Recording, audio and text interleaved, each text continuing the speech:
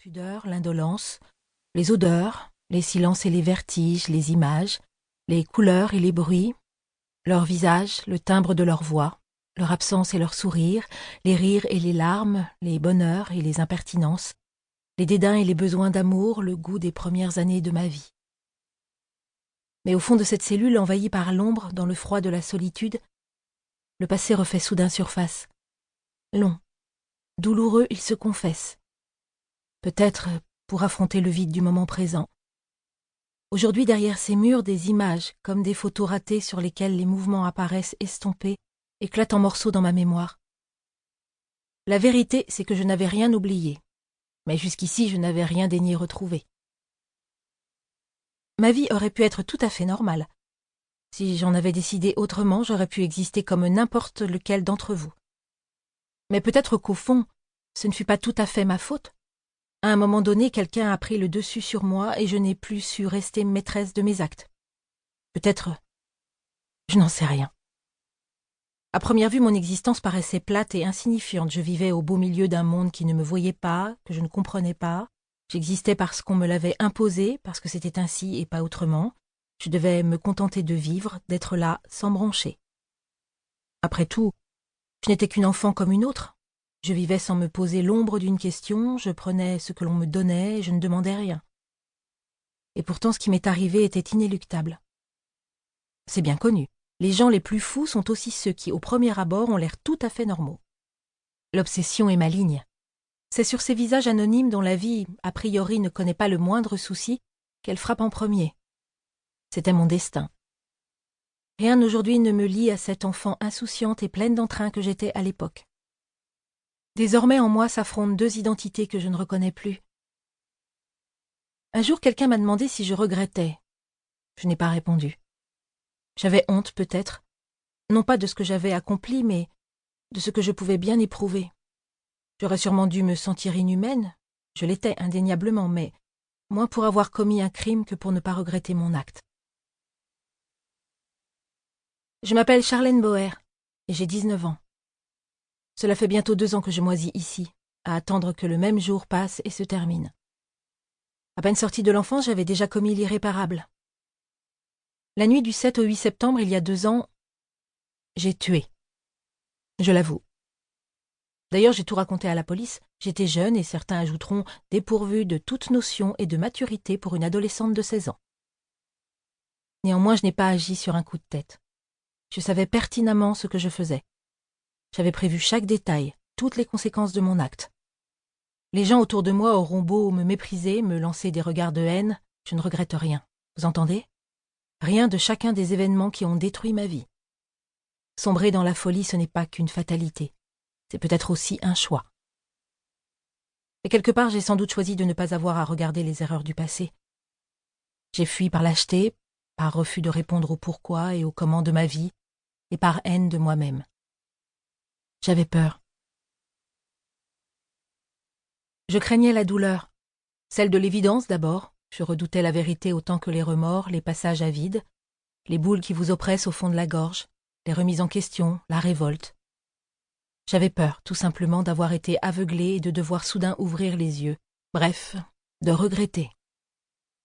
Alors j'ai choisi d'écrire. De transcrire sur le papier ma vie, mon passé presque banal, dépourvu d'intérêt. Mon histoire a commencé dans l'innocence la plus trompeuse. Et si à ce jour je m'oblige à remettre bout à bout chacun de ces souvenirs, c'est parce que je me rends compte, avec un certain recul, que c'était bien les signes avant-coureurs d'une obsession devenue incurable. Et c'est la tentative à laquelle je me risque aujourd'hui. Parler. Parler par pudeur, par violence, par colère, par douleur aussi. On écrit comme on tue. Ça monte depuis le ventre et puis d'un coup ça jaillit là, dans la gorge, comme un cri de désespoir.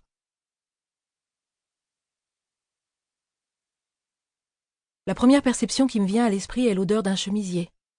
Sûrement de la soie, une matière très fluide en tout cas, qui tombait sur les reliefs courbés d'une poitrine généreuse.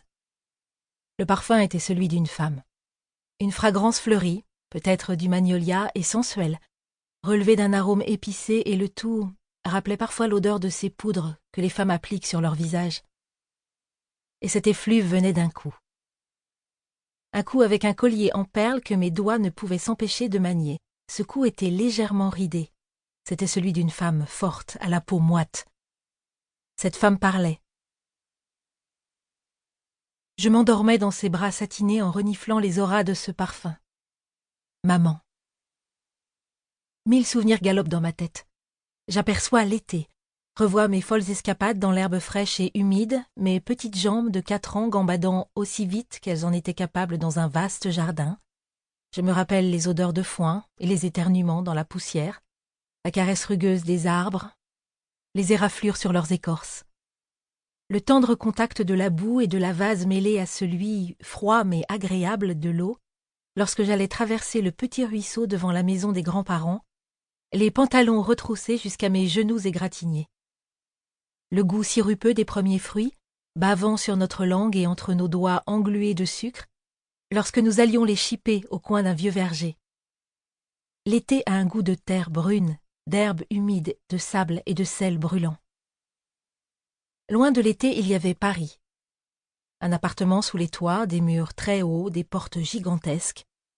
Les couloirs s'entremêlaient indéfiniment, menant à des chambres immenses où régnait un calme subtil. Tout était blanc, le carrelage, les murs, l'espace. Je me souviens des silences, différents selon l'heure de la journée ou de la nuit, ces longues solitudes autour de moi dans ce monde trop vaste pour un enfant. Il y avait d'abord celui du matin, les premiers bruits des voitures sur le boulevard, la fatigue, la pénombre diffuse quand on n'avait pas encore ouvert les volets, le tic-tac de la pendule dans la cuisine, le froissement des pages du journal de mon père, ce vertige étrange qui m'habitait comme une peur au moment où il devait s'en aller et que je restais seule avec la nourrice.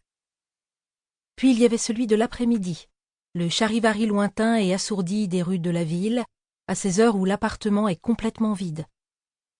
Et enfin le silence du soir, quand seule dans ma chambre j'étais la dernière à m'endormir, et qu'il me semblait entendre le murmure de la nuit tout près de mon oreille. Je pouvais passer des heures enfermée dans cette chambre, à regarder le soleil jouer avec l'ombre derrière les rideaux. J'aimais le vide qui s'imposait tout autour de cette pièce, moi au centre de tout. Ce recueillement, cette plénitude que je recherchais me rendait heureuse et m'angoissait en même temps. J'avais besoin de ce délaissement.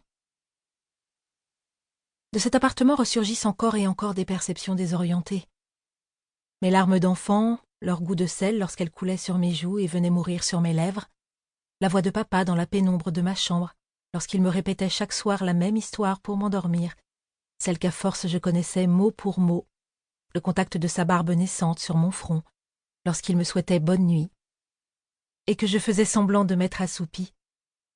Les batailles d'oreiller avec mon frère, les bêtises inavouées, les gambades sur le lit, les 1000 querelles qui se finissaient toujours en éclats de rire.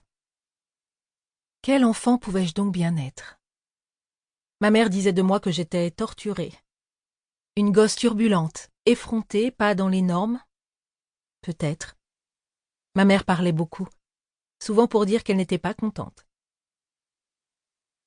Je me souviens d'une petite fille difficile, pleine de fougue et de passion. Un caractère quelque peu intrépide et farouche qui mettait souvent mes parents dans des situations embarrassantes et que parfois ils ne pouvaient contrôler. Partout où je mettais les pieds, on se souvenait de la petite peste au tempérament impossible qui avait hurlé dans un lieu public, tiré les cheveux d'un autre enfant ou répondu de façon impertinente à une grande personne. Au fond, j'aimais la vie.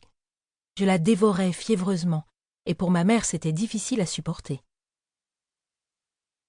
À ces moments de colère et d'emportement succédaient des besoins de solitude, des heures passées au calme à regarder la vie devant moi. J'avais des quantités d'amour à revendre, mais j'étais bien trop seule. Je ne comprenais pas le monde, il m'apparaissait sous une étrange dimension. Je n'existais pas. Il me semblait que tout ce que je pouvais voir et toucher, entendre et sentir était sans consistance. Je vivais dans un univers de silence et de questions, d'abstractions, de jeux et de cris, de rires et de pleurs, d'éclats de joie et de lumière, mais je ne contrôlais rien. Chaque enfance a ses parfums, ses vertiges, ses douleurs. Je me souviens de la mienne comme d'une peur. Les toutes premières années de mon existence furent bercées par la présence d'un personnage imaginaire qui venait chaque soir dans le même rêve. Pour continuer à écouter ce livre audio gratuitement, cliquez sur le lien dans la description et vous pourrez l'écouter en entier sans frais grâce à l'essai de 30 jours d'Audible.